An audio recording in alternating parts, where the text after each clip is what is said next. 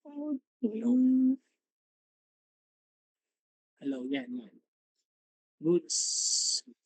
So let's start para maaga rin tayo mag-focus. I will share my screen.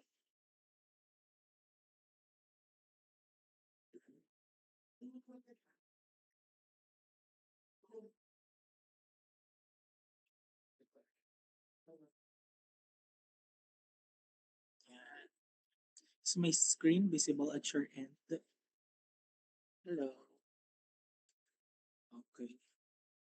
So kapag magtatanong ako later, kindly comment your answers or kindly open your mic para ma-accumulate tayo ng maraming points.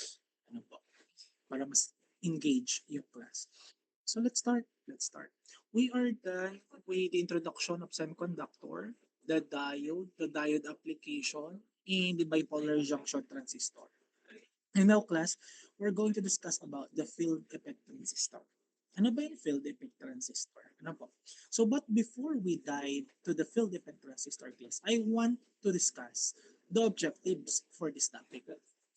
First is we're going to explain the fundamentals of rating principle and device structure. Dito alamin natin, i-describe din natin yung ano ba yung physical structure ng isang FET. Specifically yung JFETs at saka yung mga MOSFETs.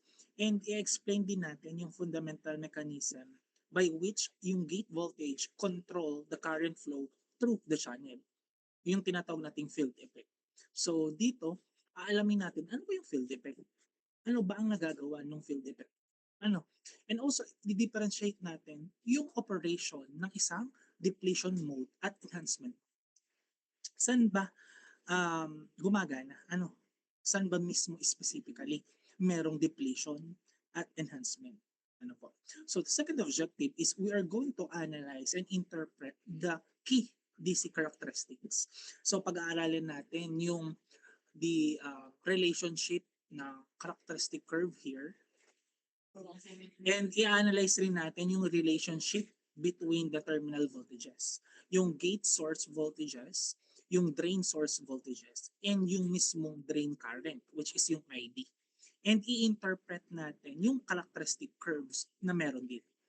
I-identify natin at i-calculate din natin yung mga key DC parameters such as the pinch of voltage at marami pang iba. Ano po? So, kasama dyan yung mga drain saturation current.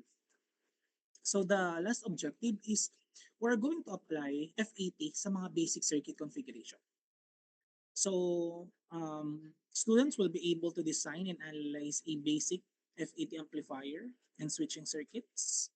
So yun yung mga common source amplifier, mga digital inverter, ano. So aalamin natin. So let's start. So class, once again, good afternoon. So um, before we dive exactly to the FET, before natin tingnan yung mismong single circuit diagram na meron sa FET, I want everyone to look at the device you are using to watch this Google Meet right now. So, whether it's your smartphone or laptop, nakikita nyo ba? Hello, nakikita nyo. So, since nakita nyo, ang ginagamit nyo kung smartphone ba yan or laptop, try nyo pumikit. So, may nakikita kayo? Wala, syempre nakapikit. Joke lang. So, gamit nyo yung smartphone at laptops nyo. So, inside that tiny piece of hardware sits a metropolis. So, pag sinabi nating metropolis, parang kapundan. So, pang siksikan yung mga meron dito. So, sits a metropolis of over 10 to 15 billion ng transistor. So imagine class, sa loob ng inyong cellphone, sa loob ng inyong laptop, meron ka nung kadaming transistors. So isipin nyo class, kung ang gamit natin dito ay yung mga old school BJT na pinag-aaralan natin before or pinag-aaralan na natin before, baka kasing laki na siya ng isang refrigerator. Ano? Ganon kalaki. So, and also, kung BJT yung gamit natin, siguradong liliyab yung mga nasa loob or liliyab yung smartphones o laptop natin kahit minutes lang yung paggamit. So, ganun. Nga po. Why? Because for decades, class, ang bipolar junction transistor was our primary electronic worker. Ika nga. Ano po? So, it operates, class, like a heavy current-driven bulb. So, ang BJT, class, ay isang current-controlled. So, ang FET, class, ay isang voltage control. So, to keep a large stream ng electricity flowing, ang gagawin natin, class, is constantly magfe-fed tayo sa base with a smaller steady stream ng mismong current. So, ang ginagawa, class, sa isang BJT, di ba? Ang nangyayari, class, kasi dyan, nagfe-fed tayo ng mismong current. So, pero may major drawback ito, class. Ano? Ang may major drawback niya, class, is masyado tong hungry. Ano? Gutom. Kung gutom siya, saan? Kung sa tao, kumbaga sa tao, ang isang bipolar junction transistor base, malakas siyang magtrabaho, pero napakalakas din niyang kumain. So, ganun siya. Ganun ang isang bipolar junction transistor. So, because, class, it requires a constant input current para mag-stay on ang isang device ng isang BJT, class. It consume a power even when it's just sitting there. Ano po? It's generating a significant heat. So, ganun ang isang bipolar junction transistor. So, now imagine if we could control the same massive powers, electricity, without ever touching it. Kumbaga, class, parang gumagamit tayo ng telekinesis. Alam niyo ba yung telekinesis? Yung parang pinapagalaw natin yung mga gamit-gamit sa ating isip, gamit ang isip. That is one of the factor ng isang field effect transistor. Ganon ka-amazing isang field effect transistor. So, naunawa natin. Unlike BJT, class, ang FET ay isang voltage control. So, tatandaan nyo ha, ang BJT ay isang current controlled device while ang FET ay isang voltage control device. So, instead, class, kanina, instead of needing a flow of electrons para ma-open natin yung base sa BJT, yung base ay synonymous sa FET as a gate. No, gate siya. Sa BJT, base siya. Sa FET, gate siya. So instead na kailangan natin ng flow of electrons para ma-open yung mismong gate, yung FET, class, gumagamit siya ng tinatawag nating electric field. Ano po? Tatandaan. So, ginagamit ng electric field.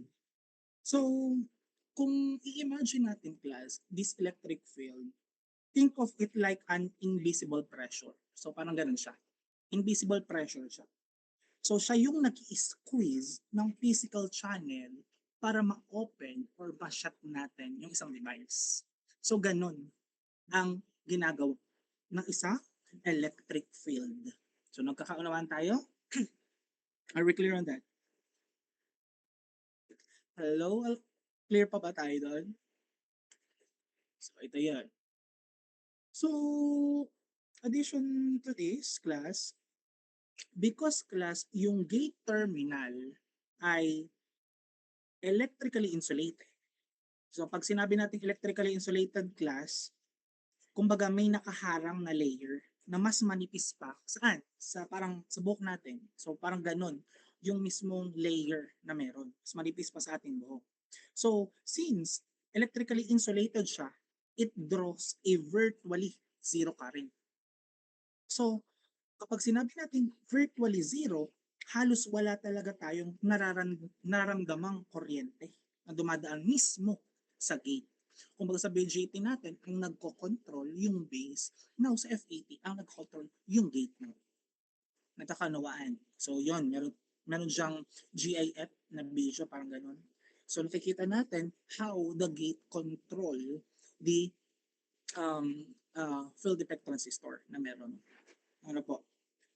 So, ano ba bang meron dito? So, yung FET, class, I can say, superpower siya because mataas yung kanyang input impedance. FET have a high input impedance. So, since mataas yung kanyang input impedance, para siyang, it's like a ghost sa mga circuit. Bakit ghost siya? Because it senses yung voltage signal at kinokontrol niya yung power. But, however, it never actually touches or drains the battery to do its job. Ano po? So, yung parang supply, kahit kahit nakaka-sense ng voltage signal at nakakapag-control ng power class, sa tunay na buhay, it never actually touches or drains yung mismong battery na meron tayo. So, ganon kagaling ang isang field effect transistor. So, ito ang sekreto, class, kung bakit hindi natutunaw ang mga smartphones natin or mga gadget natin sa ating mga kamay. Ano po? Or hindi agad nade-drain yung battery na meron sa ating mga laptop because of the field effect transistor na meron na embedded with sa mga microchippers. Ano po? So, kumbaga, yung PJT is a heavy-duty manual faucet na meron. Si F80 class is like a touch sensor sa mga semiconductor world ngayon. So parang ganun siya. So nagkakaunawaan tayo? Are we clear on that? Hello? Ay ba ay tulog na? Yes po, sir. Puro puso. So class, since medyo... Sige, pababawi natin ng konti. Ito yung mas fascinating part, class. Ang mas fascinating dito, class, because FET doesn't need a physical current to flow into its gate. We can shrink it down to size of a mga ano siya, few atoms. Ganon kaliliit. No. Kumbaga, hindi na lang tayo basta nagtutulak ng kuryente. Hindi natin basta tinutulak yung kuryente sa wire. Ginagamit na natin yung mismo electromagnetic field na meron. Ano po? Para para wala para utusan yun, para ganun. Para utusan yung daloy mismo ng signal doon sa mismong wire. Ano po? So, today class, hindi lang tayo nag-aaral about the another component para ilagay doon sa mga breadboard na meron. We are stepping into the era of what we call the sub-micron engineering. So pag sinabing ganito, we are learning about the kumbaga invisible giant siya ng 21st century. So the building blocks na that makes every piece na isang modern computing device ngayon. Hindi lang siya modern computing, high speed switching pa siya. So hindi lang high speed switching, energy efficient rin siya na device.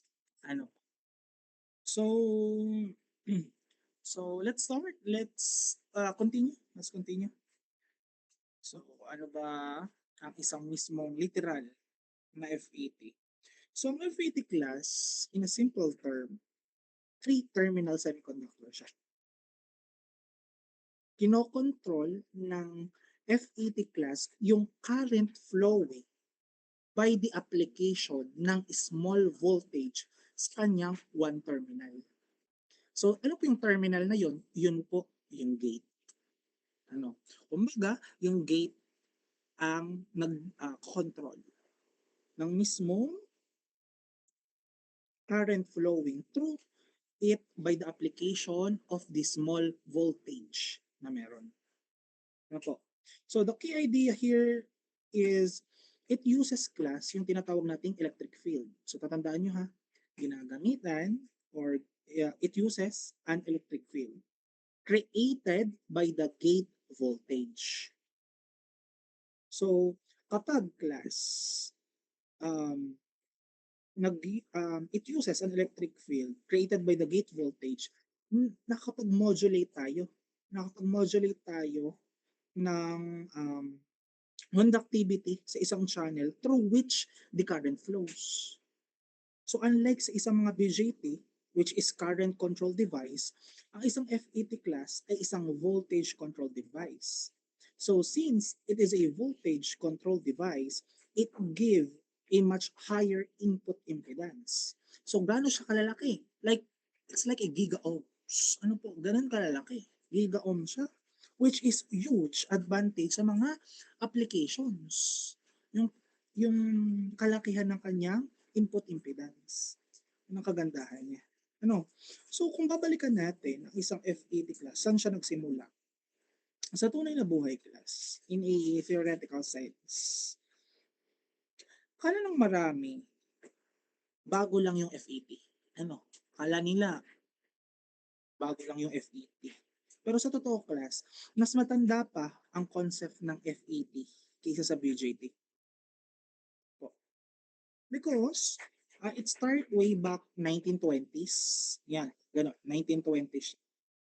Isang physicist, kung kilala niyo si Julius Edgar Lilienfeld. So, si Julius Edgar Lilienfeld class, he actually patented the idea ng isang FET way back 1920s. So, to be exact, that is 1925. So, isipin niyo class, wala pang television or computer, pero naisip na niya ang field effect. So, ganun kagaling si Julius Edgar Lilienfeld. By the way, Julius Edgar Lilienfeld is one of my best friend at that time. Ganun ko kaibigan. Ganun katalik ang pagkakaibigan namin. So, nagkaroon kasi ng problem. The problem is, bakit hindi siya nagtagal? Bakit hindi nagtagal? Because, way back then, yung materials weren't just pure enough para makagawa ng isang field effect transistor. Ano po? So, hindi pa natin kayang gumawa ng mga silicon na ganun kalinis at ganun kanipis. So, after the 1925, 1940s, dyan nagkaroon yung BJT interruption. While everyone class was struggling with the FET, Shockley, Borden, and Brattain invented the BJT. Sa tuloy na buhay, di ba, yung point contact transistor, ang naka-invento ng point contact transistor is sino po? Dalawa lang siya. Sino yon? Hello? Kung natatandaan nyo yung BJT natin, who invented the point contact transistor? Isa lang rin ang naka-invento ng BJT. Hello? Who knows here? Hello? Okay, Karil.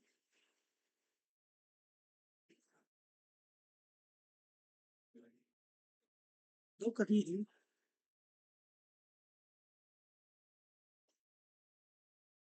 Who invented the point contact transistor? Bago pa nagkaroon ng mismong bipolar junction transistor.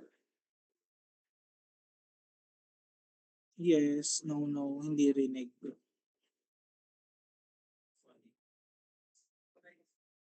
Yes, exactly. Si John Bardeen at si Walter Brattain. Ano po? Si Shockley, siya yung mismo sa bipolar junction transistor. Kumbaga at that time, sa point contact transistor, si William Shockley is the thesis advisor. So parang ganon. So, pero si William Shockley mismo ang naka-invent ng mismong bipolar junction transistor na became that this bipolar junction transistor became the king ng sa mga electronics ngayon, 50s to 60s. Ganon. So, it wasn't until yung late 1950s to 1960s, kung kilala nyo, kung nakakapag-search kayo regarding sa JPET at MOSFET, kina Mohammed Atala at saka si Dawon Kang. Mohammed Atala at Dawon Kang, they were finally perfected the thin film technology. So doon class, isinilang yung mismong junction field effect transistor at yung MOSFET, metal oxide field effect transistor. So, naalam natin ngayon, napag-aaralan din natin ngayon. So class, the irony here is that yung FET ang unang naimbento sa isip ng tao. So ito yung irony nito. Sa tunay na buhay, yung FET, yung unang naimbento sa isip ng tao. Pero class, siya ang huling na perfect sa mga sa laboratory. Specifically sa Bell Labs. Ano? So, it took us almost mga around 40 years para malaman natin how to make a substrate thin enough and material pure enough to actually make it work. So, ganun siya. Kaya sa tuwing titingin tayo sa schematic symbol ng isang JPEG, isipin nyo na lang na tagumpay namin to. Charis, joke. Tagumpay ng mga ilang daang siglo ng engineering precision ang ginawa dito. Ano? We're literally controlling the electricity on a scale that is invisible to the human eye. So, ganun ka-amazing ang nangyari. Ang history regarding sa BJT and FET. So, ganun siya ka-important na malaman natin before tayo mag-proceed sa mga schematic symbol, sa computation na meron sa field effect transistor, dapat alam din natin kung saan ba nagmula ang isang field effect transistor. So nagkakunawan tayo, clear tayo dito. So before we proceed to the comparison, I want to say also, I want to tackle also that yung sa BJT natin, yung base ay ito. Ano? Sa BJT natin. Yung drain sa FET, yan po ang ating collector. And then sa ating BJT, yung source natin ang tinatawag nating emitter sa BJT. So tatandaan nyo yan ha. Sa FET, nag-iba yung kanyang terminals. So in FET class, we have three terminal. The gate, the source, and the drain. Ano po sir si gate? Si gate class, ito yung control terminal natin.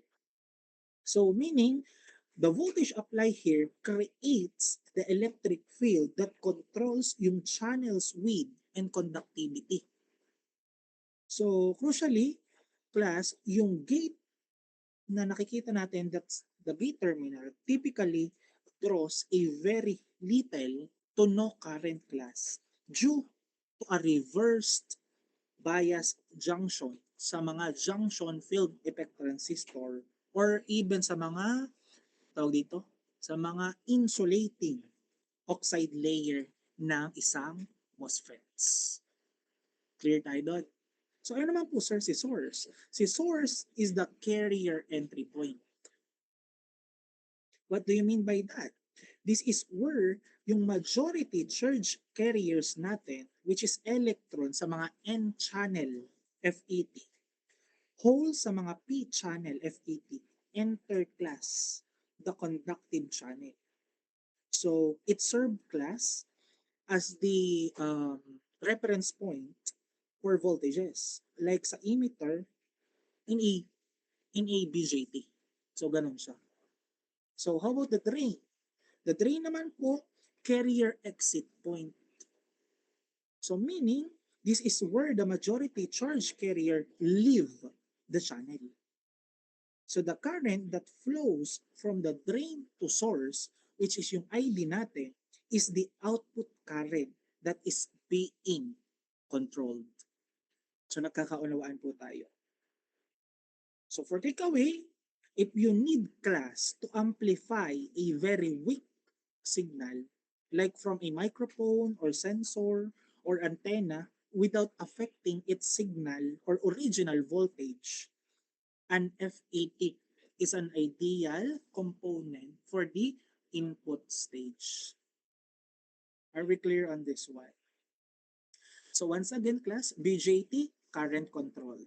FET, voltage control. So pag current control, we are injecting a small current to open the gate.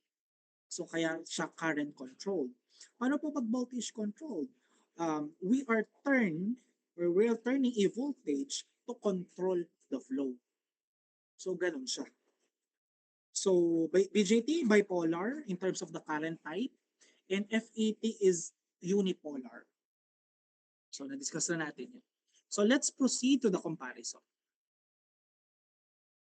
Comparison. So this is the comparison ng isang bipolar junction transistor at field effect transistor. So let's start with the um, operation. So let's start with the operation. Lang nabaos na ako.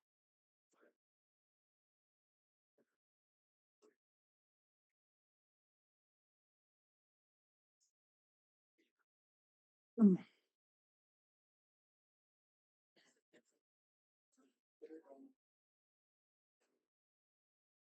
Okay.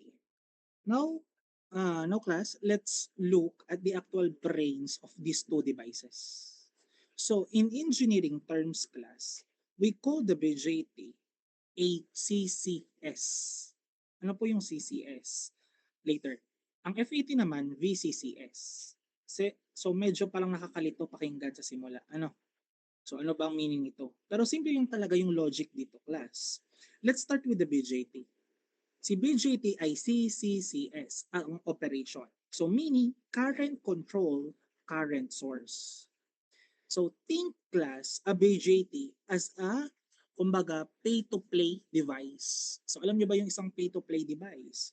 So to get a large current to flow from the collector to the emitter, we must constantly pay with a small amount ng current at the base. So ibig sabihin, kailangan mo ng flow para makakuha ka ng exactly flow din. Ano po? So this is why we measure it using the current gain. Kaya nga meron tayong tinatawag na beta which is the current gain. So the BJT, so inaas na isang BJT. So sinasabi ng isang BJT, gaano karaming current ang ibibigay mo sa akin? Kung baka kunwari ako si BJT, nag-aas ako. Gaano karaming current ang ibibigay mo sa akin sa base para malaman mo kung gaano karaming current ang ilalabas ko sa collector. So ganon. If IB is 0, the whole thing is dead. So parang hindi gagana yon. So ganon ka-magical. Ganon ang operation ng isang bipolar junction transistor. So are we clear on that? Okay. So now, if we're comparing to FET, isa naman siyang VCCS. Ano po yun? Voltage Control Current Source. So the FET doesn't want yung current. Anong gusto niya? It only wants the voltage. Kumbaga, para siyang remote control. Remote control switch. Kumbaga, parang ganon. Parang nag-apply tayo ng voltage at the gate and the voltage mismo creates an electric field. Kapag, na, kapag nakapag-create ng electric field class, it opens the channel. So dito class, wala tayong binabayad. Kumbaga, so parang wala tayong binabayad na kuryente sa gate terminal. So because the gate is insulated. So yun po ang dahilan. Insulated po yung gate. So the input current is virtually zero. So instead of the current gain sa bipolar junction transistor, anong ginagamit naman natin sa FET? That is what we call the transconductance. Kung ang current gain, yun yung beta, ang transconductance, yun yung GM. So pag-aaralan natin yan sa mga susunod, GM, transconductance. So isipin nyo na lang class, kumbaga para siyang sensitivity ng isang FET. So kung ang BJT nag-as kanina, kunyari ako si BJT, gaano karaming current ibibigay mo sa akin sa base para malaman ko kung gaano karaming current ang ilalabas ko sa collector. So parang ganon. Sa FET naman, nag-aas din. Anong sinasabi ni FET? Gaano kalakas na pressure o voltage ang ibibigay mo para kontrolin ang bilis ng daloy sa loob ng channel. So parang ganon ang kanyang analogy. So are we clear on that? So the takeaway here class, sa BJT, we are pushing electrons into the base to open the path. Whilst FET, we are simply pointing an electric field at the channel para ma-pressure or para ma-squeeze natin, para ma-open or ma-shut yung isang device. So that is the operation of bipolar junction transistor and field effect transistor. So, kaya class, kunwari, ang goal natin bilang engineer, kunwari, gusto natin gumawa ng circuit na matipid sa kuryente at hindi nag-overload yung signal, automatic, ang pipili natin, FET. Ano? Bakit? Dahil sa FET class, kumbaga, control lang yung kailangan natin. At hindi natin kailangan gumamit pa not literally, kumbaga hindi natin kailangang bumayad pa ng kuryente. Kumbaga parang gano'n, yung analogy niya. So are we clear on that? Hello? Hello madlang people? Nakakasunod pa po? Okay. So we are done with the operation. How about the size? So sa screen natin, makikita natin that the size of BJT is bigger than FET. Look at the first row. Nakikita nyo, BJT is bigger, FET is smaller. So sa totoo lang class, kung titingnan nyo sila sa breadboard, pareho lang sila na mukhang maliit. So parang, kung titingnan natin, parang siyang paminta eh. Ganon. Parang maitim na bato. Maliit na bato. Pero sa loob ng isang silicon chip class, napakalaki ng difference nila. The VJT class is physically harder to shrink because of its layer. But yung FET class, it is so simple that we can fit billions of them inside a CPU. So kumbaga, yung BJT class ay parang isang lumang dependent na phone. Kumbaga, so functional siya pero napaka-bulky. Ang FET naman, parang modern microchip. Sobrang liit, pwede mong ipagkasya sa mga phones, mga laptops, ganon. So, gaano kaliit yung transistor na chip na yun? Parang yung dulo ng daliri nyo. Tingnan nyo. Baka mas maliit pa sa kuko. So, ganun. So, yun yung size. In terms of the power and heat, So, sabi nga natin kanina class, yung BJT ay parang kumbaga ay matakaw siya sa kuryente. So, because it constantly draw a current at the base, it generate a lot of heat. So this leads class to tinatawag nating thermal runaway. Thermal runaway. Yung galing palang kumanta. Singerist pala, singerist. Sino ba mga singerist dito? Ako kasi sa tunay hindi nakanta sa mga bara-barangay lang. Kung kailan may mga prizes. Sino nakanta? Si LJ po. Wow. Thermal runaway. Pasigaw daw yun. So, tinatawag nating thermal runaway. Ay, sorry. Ayun yung sa chat nyo ako kapag may mga paligsahan. So, just kidding.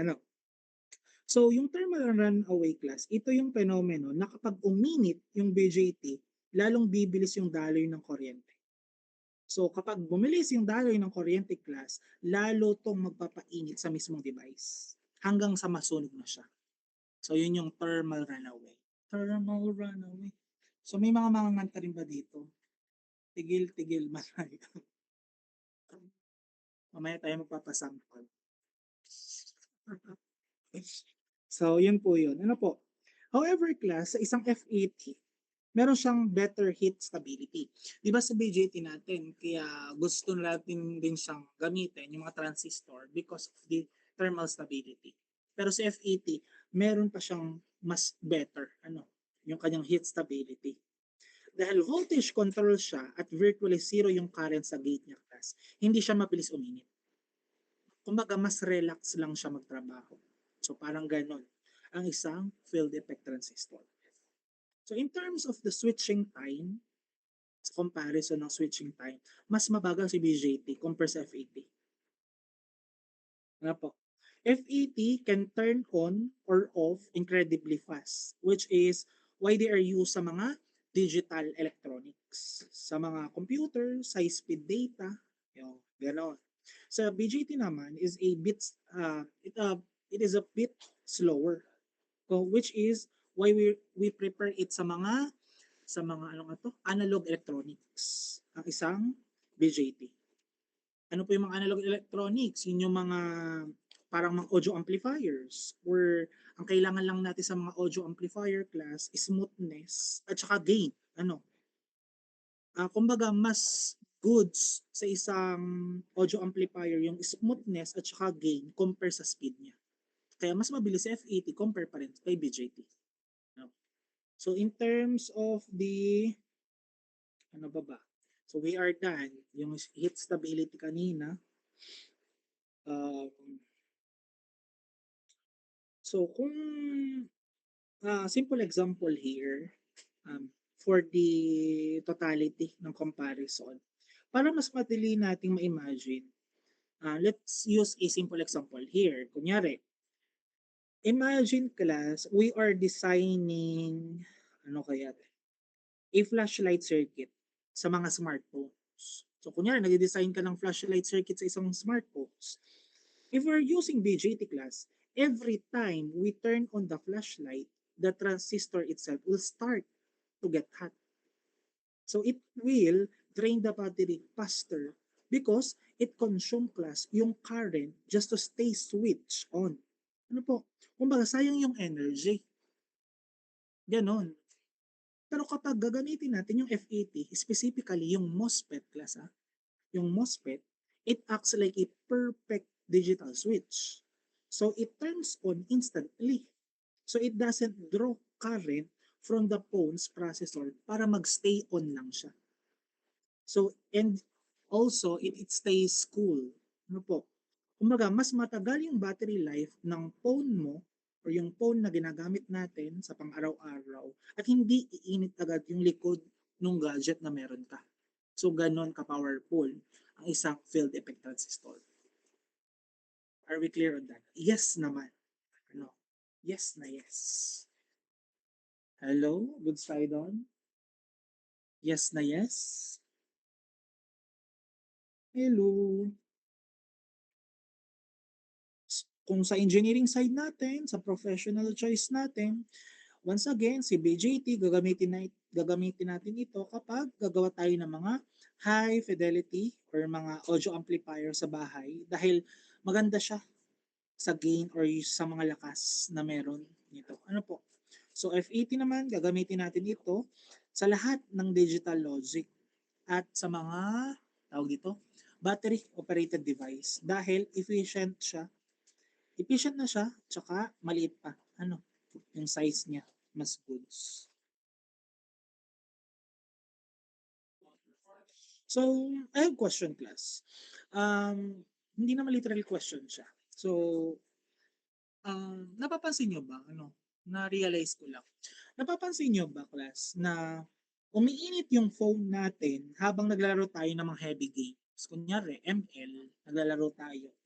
Ano, that's billion of transistor switching all at once. So yun po ang nangyayari sa loob ng inyong cellphone.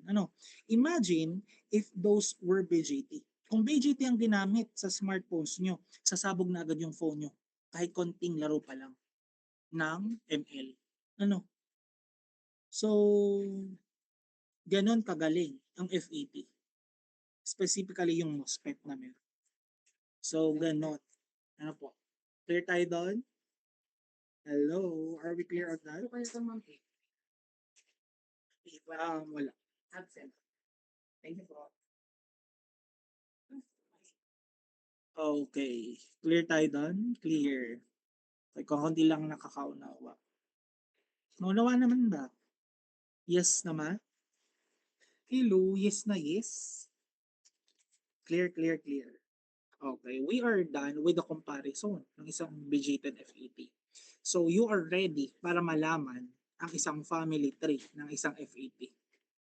So, So now class, look at this flowchart. Ito yung family tree ng isang field effect transistor. Parang sa pamilya lang class, ano, iisa yung apelyido nila. Ano yung apelyido nila? FET. So, yun yung apelyido nila, no? Pero magkakaiba sila ng ugali, ano? Kumbaga magkakaiba sila ng ugali at saka yung paraan ng pagtatrabaho. So parang family tree siya. Ano po? So the FET family class is divided into two main branches. Ano yun? Si junction FET at si metal oxide semiconductor FET. So dalawa yung branches niya. So ano po si JFET? JFET class is a junction FET. So dito muna tayo sa kaliwa ha class, the junction FET. So the JFET class is kumbaga simpler casing. Parang gano'n. Ano? Ang junction FET class, it only tatandaan nyo ha, it only operates sa depletion mode. Wala na pong iba. Junction FET ay it only operates sa depletion mode. So ang analogy class here is that, isipin nyo class, yung JPET na parang grape. Ano? So naisip nyo na, parang grape po siya. So, kumbaga normally open siya. So kahit wala kang gawing class, dadaloy ang tubig. Ganon ang isang JPEG. To stop the flow class, you have to deplete the channel. So kailangan mong pilitin na isara yung valve. Ganon po ang junction FET. So for example class, JFETs are excellent sa mga low noise amplifiers. So like the ones used sa mga high quality microphones. So ginagamit ang junction FET.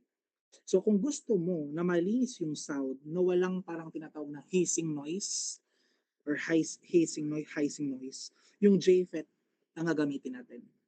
So tandaan nyo ulit ha, it only operate sa depletion mode.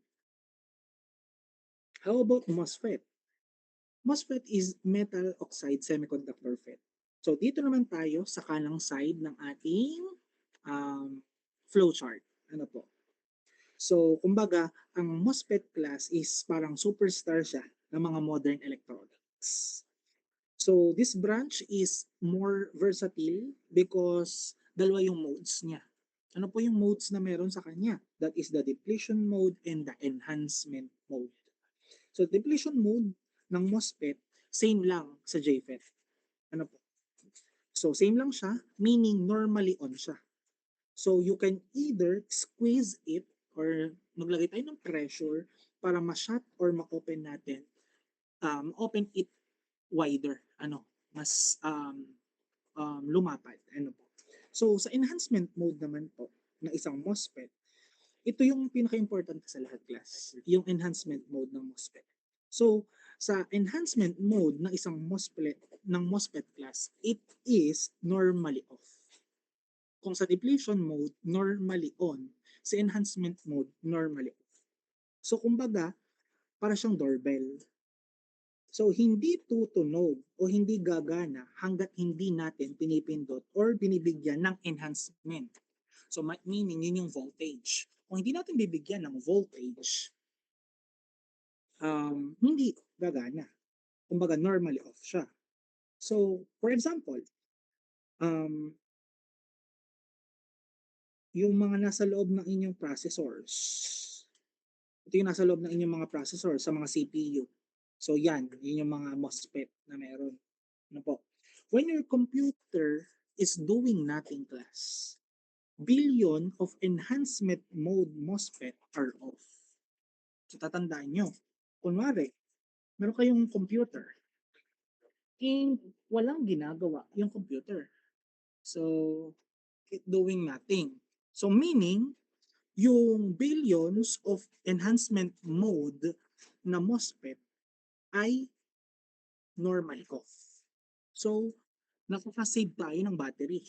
So, kapag nag-click ka ng mouse mo or anything sa iyong keyboard, doon pa lang sila mag-e-enhance or mag-o-on. So, ganun ang isang enhancement mode metal oxide semiconductor FET. Are we clear on that? So, ganun. Clear? Clear? Crystal clear? Hello? Okay. So, ganun na. medyo nire-relate-relate na natin para mas ma-gets natin. So, sir, ano naman po yung mga N-channel versus P-channel that you can see on our flow chart ng isang field effect transistor. So, mapapansin nyo yun, sa pinakababa, lahat sila may N-channel at P-channel. So, yung N-channel class, it uses electrons to carry the current. So, mas mabilis ito class. Kaya ito ang mga, kumbaga, favorite siya ng mga engineers. Mas mabilis. No? Sa P-channel naman class, it uses holes. Medyo mas mabagal siya. Pero kailangan natin siya para makumpleto yung mismong logic circuit ng isang field effect transistor. Kung alam niyo yung CMOS technology or complementary metal oxide semiconductor technology, yon ganun. Ano? Doon mostly sa P-channel. Ba, alam naman natin sa N-channel, N for the negative electrons. Majority yon. Sa P-channel, positive. So, meaning holes. Ano po? Hmm, wait lang. So, ano pa ba ang next natin? Classification. I-discuss ko pa ba?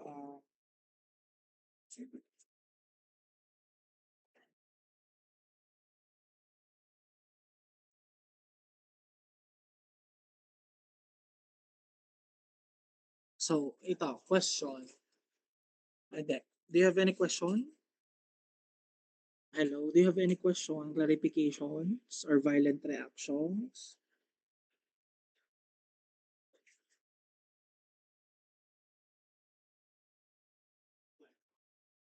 Wala. So, I have questions. Kung kayo talaga ay nakikinig. Ano? So, class, tagalogin ko na. Kung gagawa tayo ng isang device na gusto natin ay default na naka-off para makatipid tayo ng battery, alin dito sa flowchart ng F80 ang gagamitin natin?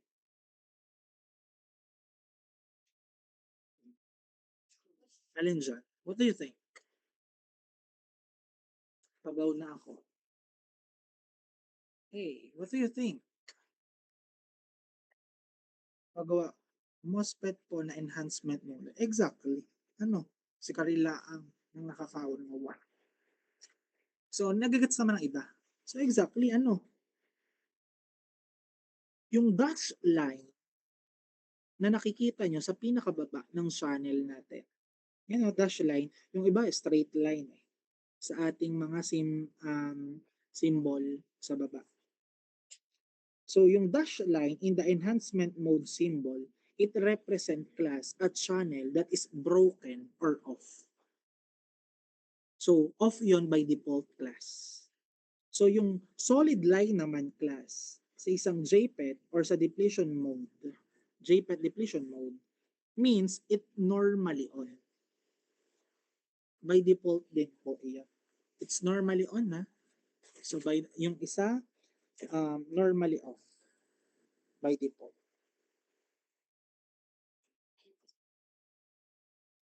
Okay, so we are done with the classification of flowchart. Kumbaga ito yung kanilang family tree. Sila ang kanilang surname ay si FET. Si JFET, si MOSFET. Para mas madali matanda. Malufet. So now, we are going to introduce to you the construction ng isang JPET. Alamin natin, ano, let's look under the hood. Ano, tingnan natin kung ano ba talaga ang nasa loob ng isang junction field effect transistor. Look at this 3D diagram na nakikita natin sa screen. So imagine class, this whole block is a single solid piece ng isang semiconductor material. So yung channel na nakikita, ngayon may arrow, the channel class, yun yung long bar, di ba? Notice the long bar label N, may label na N. That is our N channel. So isipin nyo class na ito ay isang parang ano siya, highway, kalsada, ano, or pwedeng tunnel, parang ganun kung iisipin natin. Kumbaga, um, isipin natin isang kalsada o tunnel kung saan malaya yung dumadalo yung mga electrons mula sa source papunta sa drain niya. So, it's a physical path class that is normally open. Without any outside force, yung current just flows through. Ano po? Ano naman po yung si source and the drain? Yung source dito class, dito nang gagaling yung mga electrons. Kaya nga source siya eh. It's the entrance of the tunnel or it is the entrance of the highway na analogous natin kanina. So ano naman yung drain? Dito sila lumalabas. Kumbaga it's the exit point. The current ID, flows through this channel. So as long as the tunnel or this highway is wide open, the current is at its maximum. So tatandaan niyo po niyo. Maximum po siya. So ano naman po yung nakikita nating gate dito? So wow, orange yung gate nila. So yung gate class, parang kumbaga orange colored region labeled P yung nakikita natin. So those are embedded sa mismong side ng ating end channel. So ito ang ating gate. Yan, yung parang nasa gitna. Ano?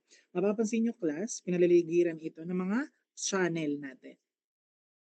So when we apply a reverse bias here class or reverse bias voltage sa mismong gate niya, something fascinating happen. Ano pong nangyayari? It create what we call a depletion region. So doon po nabobuo ang depletion region. So isipin nyo class na para siyang invisible wall. No, invisible wall siya na lumalaki mula sa side ng mismong highway na meron dito sa atin. Ano po? Sa ating screen. So ganun siya. So nagkakaunawan tayo. So ano naman po yung field effect na nangyayari dyan? Kapag ini-increase natin yung gate voltage or the VGS, the gate source voltage, those invisible walls class, yung depletion regions, get wider and wider. Tagandaan niya habang nilalakasan natin yung pressure sa gate class, mas sumisikip ang daan ng mga electrons. Eventually, if you put enough voltage, the two walls will meet in the middle. And it pinch, kumbaga, yung ganun kaliit, it pinch the channel shut. Ano po? So parang dinidiin natin yung mismong, kumbaga sa isang hose, ano, kung may garden hose kayo, ano, parang dinidiin natin yung garden hose hanggang sa wala ng tubig na lumalabas. So this is why it's called the field effect transistor. Amazing, right? Ganun po ang field effect transistor. Clear tayo doon? Hello? Are we clear on that? Okay. Amazing grace. Yes no. Ano? Yes, yes. Yes na yes. So, kumbaga, hindi tayo nagpapadala ng kuryente, electrons, sa gate terminal para harangan yung channel. We are simply using yung electric field from the gate para ma-pressure or ma-squeeze natin yung path ng mismong electrons. So, ganun po siya. So, clear tayo sa mismong construction ng isang field effect transistor, specifically sa isang junction FET. Clear, clear? Okay, okay. So, water break? Water break muna ba? Dire-diretso tayo eh. Nandiyan pa ba kayo? Lahat nga ay magsipuso, matitingnan natin kung lahat ay nandito. Ay ilan lang ang napuso. Ilang bibilangin ko ang mga ari. Ay, absent yung nagla-like. So, let's go back here by 4. Exactly 4. Water break, water break. Ano? Ilan pa bang slide? 1, 2, 3. So, hanggang dito muna tayo eh. Tatatlo na, tatatlo na. So, let's go back by 4 p.m. Exactly 4 p.m. So, ayun, thank you.